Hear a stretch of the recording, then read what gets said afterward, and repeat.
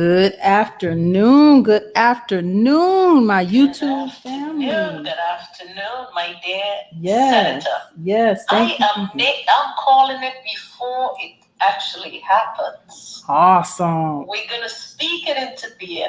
Amen. Good afternoon, Senator. Amen. Amen. I want to thank you for joining me right here on Clubhouse. We are live, LIVE on YouTube, right here, y'all, every Monday, Tuesday, Wednesday, Thursday from 5 p.m. Eastern Standard Time to 5:30 p.m. Eastern Standard Time. I want to thank you, Justin, for joining me on the stage. I bring it to Clubhouse Live at the half hour. I thank you for speaking it into existence. I receive it. This is a race that we absolutely can win to the United States Senate. It is our time. It is our time. It is our time. I see you, my YouTube family. Certainly is. Amen.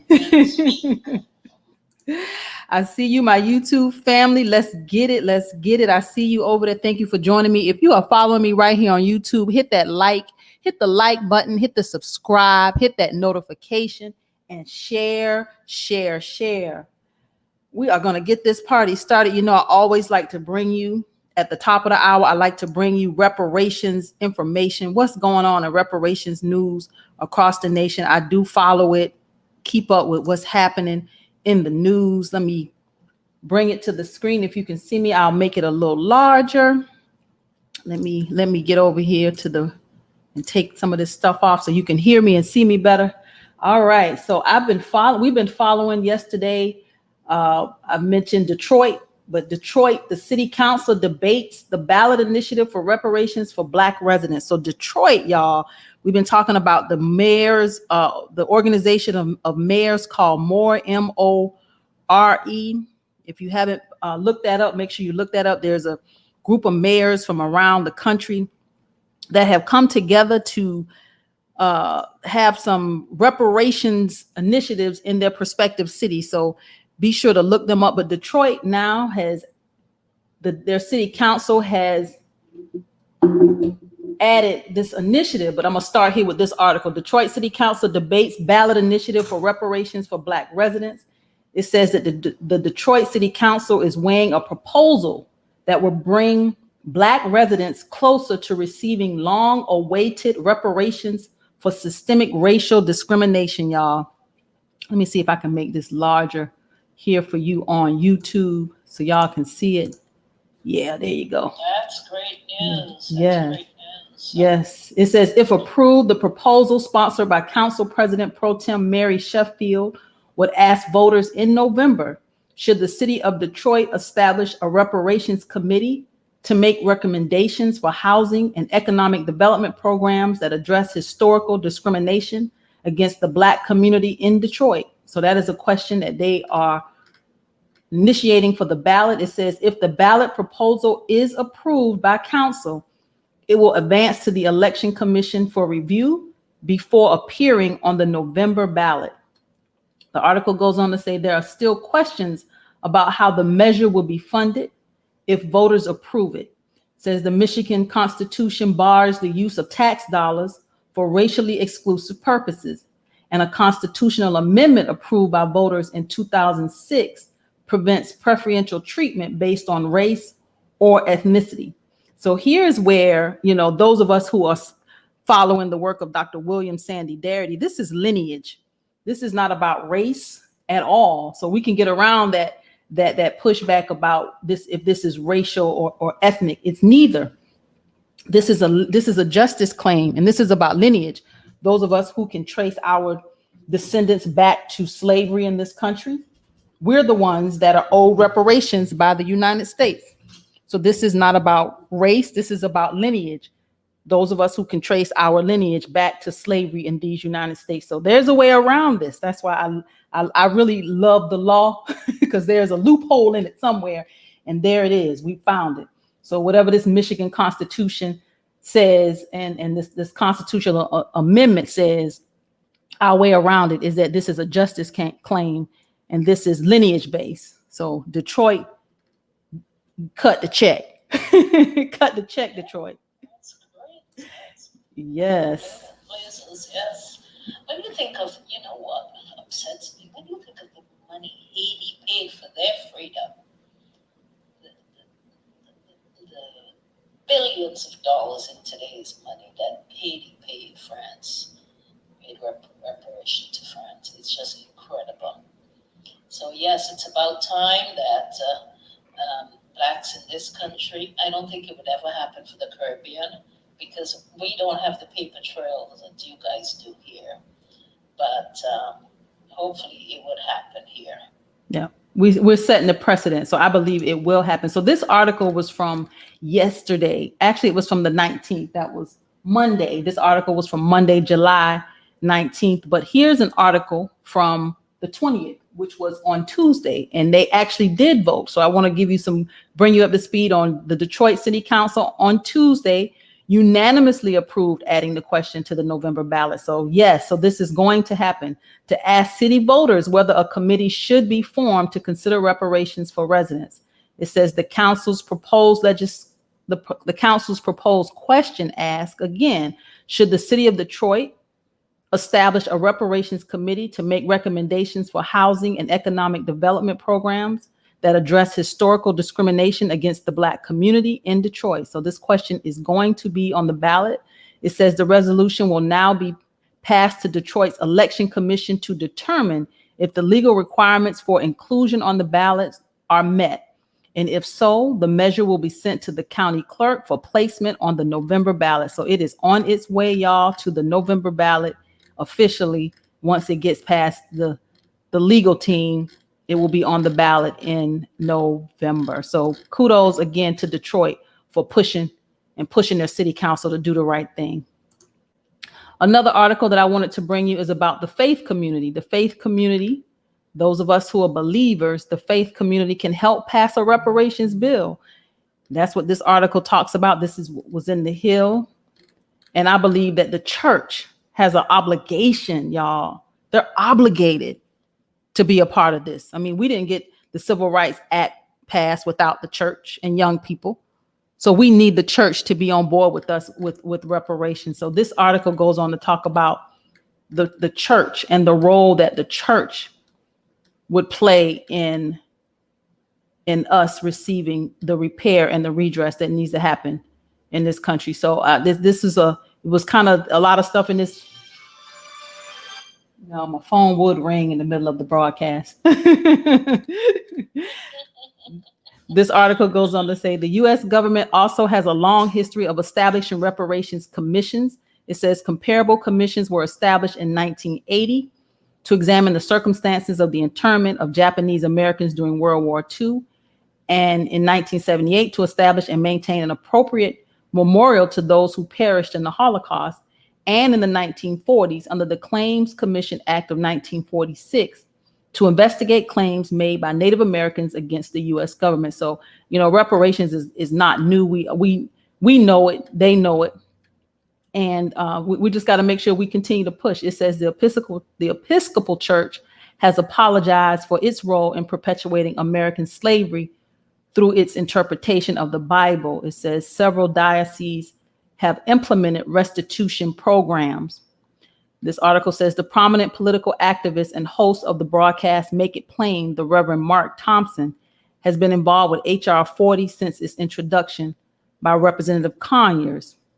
In a recent conversation with Human Rights Watch, Reverend Thompson made it clear that reparations are not simply meant to apologize for slavery, but also for all the social, political structures that were produced in its wake.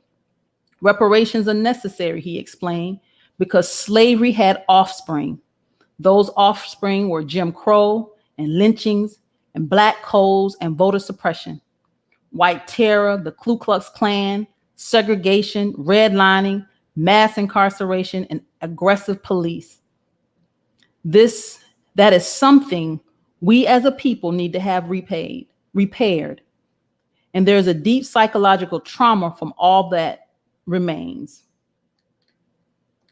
So we understand what this is, and we need the church to walk alongside us in this fight for reparations. If you haven't gone to the website, there's a website, Reparations Sunday, reparationssunday.com, calling on the churches to get alongside and walk alongside and be advocates and activists alongside those of us who are doing this work. So if you haven't been to the website, it's reparationssunday.com. I encourage you to check it out. But I am Tamara Johnson Shealy, y'all. I am Tamara Johnson Shealy. Please go to the website. You know, we are running this race to the United States Senate. We are taking a bold agenda to Washington. There's no other candidate that has put reparations on the forefront like I have. I have a progressive agenda, Medicare for all, criminal justice reform, the fight for 15, working to expand access to resources in rural Georgia, you know, climate justice. I have a very bold, progressive agenda in this state that is predominantly red. We're real clear. Georgia, I think, is, they say it's purple. It could be, but it's not blue. We're clear, it's not blue. So I encourage you to go to the website. It's tamaraforgeorgia.com. And I'm going to dive into these bills. HR 906. You know, I bring to you House bills and U.S. Senate bills that are introduced in Congress.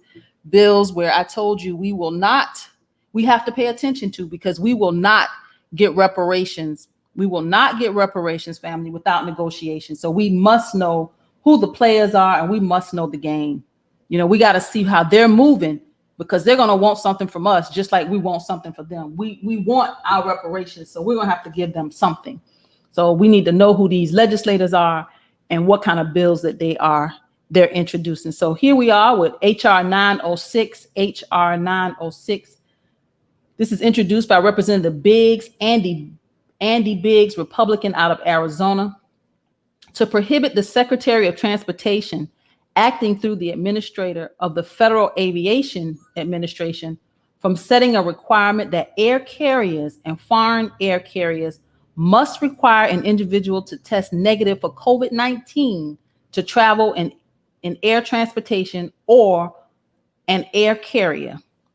So this bill prohibits the Federal Aviation Administration from setting a requirement that air carriers and foreign air carriers must require a passenger to test negative for COVID-19. So this is Representative Biggs, Andy Biggs out of Arizona. I have yet to have that COVID conversation with y'all.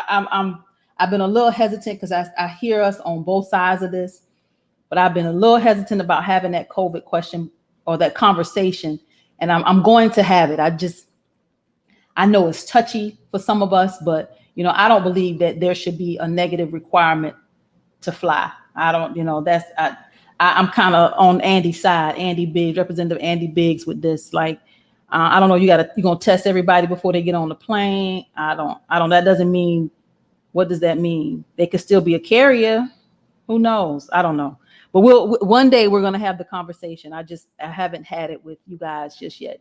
But this is HR 906, HR 906. You know, I like to bring you about 10 bills. So we got about 14 more minutes, and we're going to bring it over to the clubhouse, and we're going to chop it up over there. This is HR 907, HR 907, Investing in Communities Healing Act of 2021. This is Investing in Community Healing Act of 2021. Representative Blunt Rochester, Lisa Blunt Rochester. She's a Democrat at large, Delaware. This bill requires, with a focus on racial and ethnic minority groups, research on adverse health impacts associated with violent interactions with law enforcement and additional activities to promote access to mental and behavioral health care. It says specifically the Office of Minority Health of the Centers for Disease Control and Prevention must research the health consequences of trauma related to violent interactions with law enforcement. It says in addition, the Substance Abuse and Mental Health Services Administration must award grants to community-based programs or organizations to increase access to trauma support services and mental health care. The Department of Health and Human Services must also carry out a campaign to raise awareness of and reduce stigma associated with mental and behavioral health conditions. So this is Representative Blunt Rochester, Lisa Blunt Rochester. She's a Democrat at large from Delaware. Yeah, Investing in Communities Healing Act of 2021. HR 908, HR 908 is the More Health Education Act.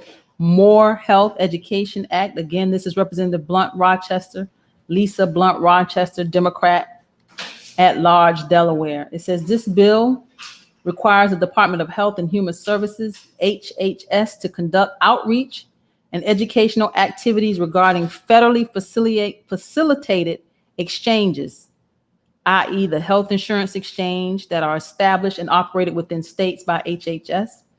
The activities must inform potential enrollees of the availability of coverage and related financial assistance under the exchanges and must be provided in culturally and linguistically appropriate formats. So this is Representative Blunt Rochester, Lisa Blunt Rochester, again with the More Health Education Act. You know, she's encouraging to me. I don't know who she is over in the House, but it's obvious that she's very intentional about communities of color beyond, you know, she's very, these two bills show that she's intentional. And that's the one thing I think about when I think about my candidacy. I think it's okay. And I said this out loud on somebody's program just recently. It's okay that we do things or bills are initiated for specific communities. Hell, that's what the government is for. If you got it, I don't think you need it. You know, you don't need the resources and the support if you got it. But just to have legislators that are specific about, you know, communities of color is encouraging, because so many of these bills, I tell you, we see a lot of abortion bills, veterans bills, immigration, security, gun legislation, and streamlining the processes. We see a lot of bills, but when I see legislators who take targeted approaches, I'm encouraged by them. I don't know who she is. She's over in the House of Representatives, but she's somebody I think we should. Yeah, let's click on it and see who she is real quick. Let's take a look. There she is. She's a Black woman over out of Delaware. Interesting, y'all. Now we know who she is. HR 909, HR 909, Moms Matter Act. Moms Matter Act. Again, Representative Blunt Rochester, Lisa Blunt Rochester. Again, this bill establishes 2 grant programs to address maternal mental health conditions and substance use disorders with a focus on racial and ethnic minority groups. I hope you guys are in position. I said this at the top of the year, and I keep saying it. I'm gonna keep saying it. Is if you don't have a nonprofit, or if you're not affiliated with one, if you haven't started a business in this post-COVID season, don't miss the boat, because that's what these Democrats are doing. This money is trickling down. Be sure you're in position to get some of it. Let's not miss the opportunity right now to affect change and have our own businesses and our own communities doing this great work. So this is HR 909, Moms Matter Act. HR 910, HR 910 is the Veterans Healthcare Improvement Act. This is Representative Julia Brownlee, Democrat out of California. Says this bill requires the Government Accountability Office to review and report on the budget requests for Department of Veteran Affairs medical care accounts in the President's submitted budgets for fiscal year 2022 through fiscal year 2024. So this is the Veterans Healthcare Improvement Act. Representative Julia Brownlee. Again, I told you we see it. We see a lot of bills that are about abortions and veterans, immigration, national security, gun legislation, and streamlining processes. So yes, we see it all. HR 911, HR 911. This is the Saraceni Enhanced Aviation Safety Act of 2021. The Saraceni Enhanced Aviation Safety Act of 2021. This bill requires the Federal Aviation Administration to issue an order requiring the installation of a secondary cockpit barrier on commercial passenger aircrafts. And I had to look that up. Like, what kind of secondary cockpit barrier on commercial air flights? Like, what does that look like? So I looked it up, and those of you that are following me here on YouTube, you can see it. It's the door. It's an extra door. It says the secondary barriers on passenger aircraft. It says, since the Terrorist Act on September 11, 2001, ALPA has advocated for the mandatory installation of a lightweight security device known as a secondary barrier on commercial aircraft. These devices have proven effective in creating a physical barricade to prevent hostile individuals from reaching the flight deck anytime the cockpit door is open during flight. The secondary barriers ensure the flight deck remains secure at all times.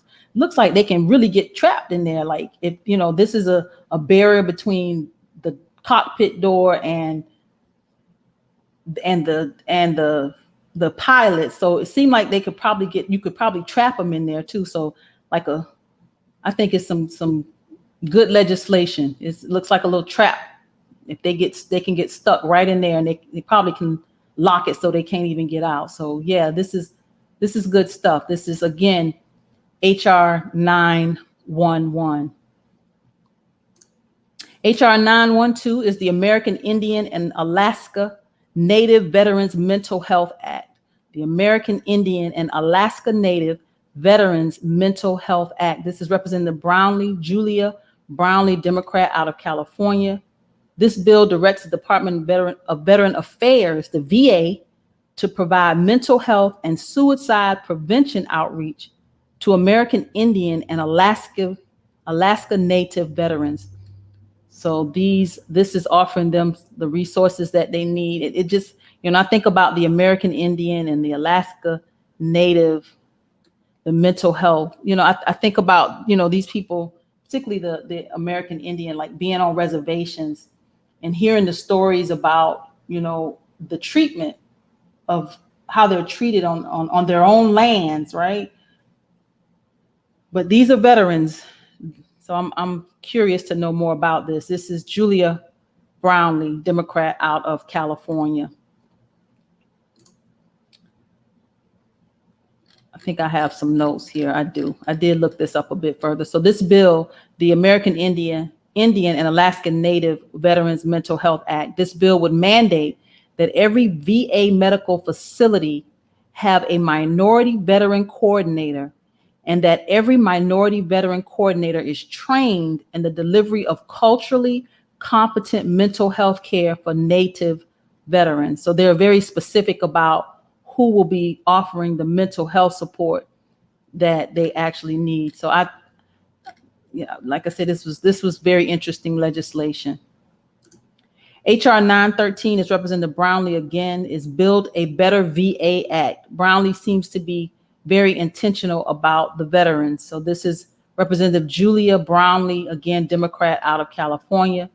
This bill prohibits funds from being appropriated for any fiscal year for a Department of Veteran Affairs major medical facility lease unless the House and Senate committees on Veteran Affairs adopts a resolution approving the lease. So they're not going to let these monies move without having some oversight. So this bill would modify the current process for approving U.S. Department of Veteran Affairs medical facility leases.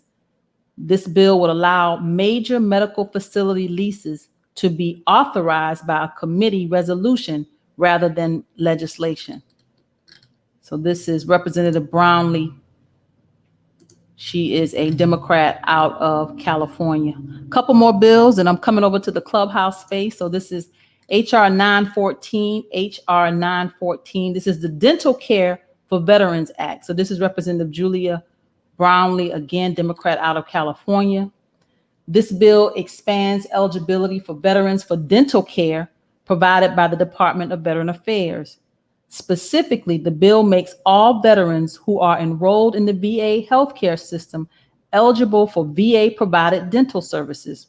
Currently, only veterans who have a service connected dental issue or meet other narrow criteria are eligible for certain dental services. So I didn't know that the VA didn't offer dental services to all the veterans. So this is definitely new information to me. This is HR 914. HR 915 is the RAFT Act of 2021, the RAFT Act of 2021. This is Representative Tim Burchett. He's a Republican out of Tennessee. I looked this one up, found this to be quite interesting. HR 915, the Reforming America's Fiscal Toolkit Act of 2021. It says this legislation amends Congress's budget process to establish a lower U.S. public debt relative to gross domestic product. So it says public debt is now larger than our economy thanks to Congress's fiscal mismanagement. He goes on to say, spending like this is unsustainable, and recent budget policy will only make it worse. The RAFT Act sends a clear message to Washington politicians that the American taxpayers' hard-earned incomes aren't a piggy bank. We must address our ballooning national debt, which is not only fiscally unsustainable today, but also crippling future generations. Goes on to say, every day our national debt grows compared to our economy, and yet we do nothing. The RAFT Act says we cannot allow our debt to overwhelm our economy, lest we lose both jobs and core government functions. This article goes on to say the U.S. public debt is currently around $27 trillion, which is 127% the size of the GDP. It says Representative Burchett and Representative Chase's legislation would prevent public debt from exceeding GDP, effectively placing a limit on federal spending. So they are trying to cap what we are spending in this country. So this is Keeping Up with Congress, y'all. You know, again, I bring it to you Monday, Tuesday, Wednesday, Thursday, 5 p.m. Eastern Standard Time to 5:30 right here on YouTube. I come over to the Clubhouse space and we have a conversation over there. And I just want to thank you for joining me. This is, again, my Thursday broadcast, which is like my Friday, y'all. It's like I don't ever have a day off. I am constantly campaigning. We are on a race to the United States Senate. This is not something that we will get, if we don't fight for it. We are battling the machine. I am a Democrat, but I'm not the chosen one. Let me say that again. I am a Democrat, but I am not the chosen one. I'm very progressive, and I can't be manipulated, and I can't be, I don't toe the party line. So I get pushback. I didn't sit on the bench. I don't know if you guys know that most in the political sphere and in that atmosphere, there's a bench that when you come along, you gotta sit on the bench until you're told when to run, and somebody got to bring you in. So there's a protocol politically around the country, and I didn't follow the protocol, y'all. Your girl just kind of came out of the woodworks, and they was like, "Who the hell is she?" So your girl didn't follow the protocol of what the Democrats would, what is expected. So I have gotten pushback along the way, and I'm going to probably continue to get pushback because I have, like I said, a very progressive agenda. And I know this is a race that we can win, but it will take resources. It will take us coming together. There's millions of dollars that will be poured into this race. We will not compete with the money. We have a message, but we're going to have some money. So I would encourage you, if you have not gone to the website, please do go to my website, be a part of this campaign, do what you can. Every dollar counts. It all adds up. Again, this is a race that we can absolutely win. I will see you back here on Monday. Same time, YouTube, Clubhouse. I'm coming over there to spend a little time with you. But same time, YouTube, 5:00 p.m. Eastern Standard Time, right here for Keeping Up with Congress. Have a good weekend. Thank you for tuning in for Keeping Up with Congress. I am Tamara Johnson Shealy, your candidate for the United States Senate. I'm a progressive Democrat that believes that reparations will make America great. It is time that we bridge the divide in this country. Please go to the website, that's tamara4georgia.com, www.tamara, Tamara4, Georgia spelled out.com. Please join me Monday, Tuesday, Wednesday, Thursday, 5 p.m. Eastern Standard Time, right here for Keeping Up with Congress.